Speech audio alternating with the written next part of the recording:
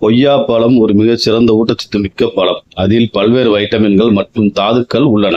கொய்யாப்பழத்தில் உள்ள சில முக்கிய சத்துக்கள். 1. Vitamin C. கொய்யாப்பழம் வைட்டமின் சியின் சிறந்த ஆதாரமாக உள்ளது. இது நோய் எதிர்ப்பு சக்தியை அதிகரிக்கும். 2. வைட்டமின் ஏ கொய்யாப்பழத்தில் நல்ல ஆதாரமாக உள்ளது. இது கண் பார்வை மேம்படுத்த உதவுகிறது. 3. பொட்டாசியம். கொய்யாப்பழத்தில் பொட்டாசியத்தின் நல்ல ஆதாரமாக உள்ளது. இது இரத்த அழுத்தத்தை கட்டுப்படுத்த உதவுகிறது.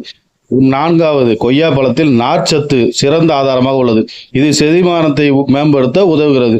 5. Anti accident. கொய்யாப்பழம் ஆன்டி ஆக்சிடென்ட்களில் சிறந்த ஆதாரமாக உள்ளது.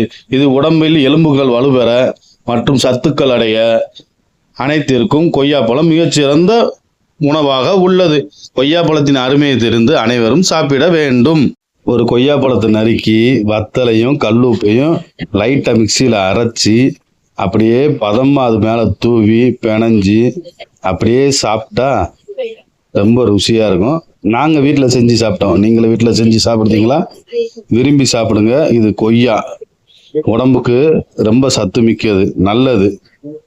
யாரும் வேண்டாம்னு சொல்ல மாட்டாங்க. குழந்தைகளும் விரும்பி சாப்பிடுவாங்க. லைட்டா உரப்பு உப்பு இருந்தா விரும்பி சாப்பிடுவாங்க. வத்தல் போட்டு கல்லுப்பு போட்டு அரைங்க, அப்படின்னா தான் அதோட டேஸ்டே தனியா இருக்கும்.